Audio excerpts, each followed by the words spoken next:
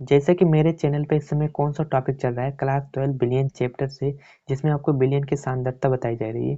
तो उसको सीखने से पहले आपको अणु भार निकालना आना चाहिए। तो इस वीडियो में आपको अणु भार निकालना बताएंगे। बस आपको अणु भार निकालने के लिए ठीक है परमाणु भार पता होना चाहिए। इसको आप रट्टाफिकेशन कर लीजिए, यानी कि इसको आप याद कर लीजिएगा। तो आपको अणु भार निकालना बहुत ईजी हो जाएगा। तो हाइड्रोजन का कितना होता है, 1 होता है। ठीक है, आपका कार्बन का कितना होता है, 12 होता है। नाइट्रोजन का कितना होता है, 14 होता है। उसके बाद देखो यहाँ पर ऑक्सीजन का कितना होता है, 16 होता है। इसको आप याद कर लीजिएगा। तो हम सबसे पहले किसका ठीक है अणु भार निकालेंगे। यहाँ पर देखो जल का, यानी कि H2O का अणु भार क्या होगा। तो अणु भार इसका निकालने के लिए सबसे पहले देखो बहुत इजी है। तो देखो यहाँ पर क्या लिखा है, 2 है, यानी कि दो गुणे आपका देखो हाइड्रोजन का परमाणु भार कितना होता है, 1 होता है। तो यहाँ पर क्या कर दिया मैंने, 1 कर दिया। उसके बाद प्लस लगाएंगे।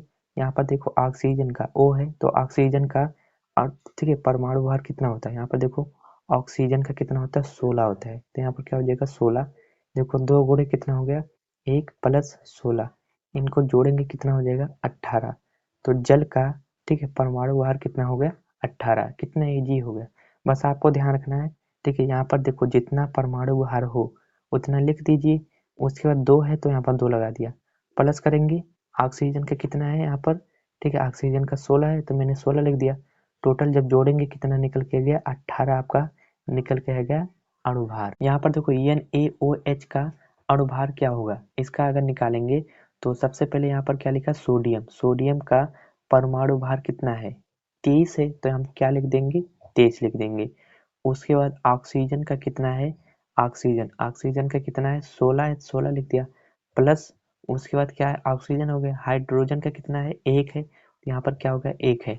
जब इनको जोड़ेंगे टोटल मिलाकर तो कितना हो गया, 40 हो गया। अगला अणु भार निकालना हो, इसका अणु भार निकालेंगे, यानी कि H2OSO4 का अणु भार क्या होगा। ठीक है, इसका देखो हाइड्रोजन कितना है, 2 हाइड्रोजन है, तो यहाँ पर क्या लगा देंगे। ठीक है, यहाँ पर देखो यहाँ पर निकाल रहे हैं, यहाँ पर क्या हो गया, 2 हाइड्रोजन है तो 2 गुणे हाइड्रोजन का ठीक है परमाणु भार कितना होता है, 1 होता है। तो यहाँ पर क्या लिख दिया, 1 लिख दिया। ठीक है, उसके बाद S क्या है आपका, सल्फर।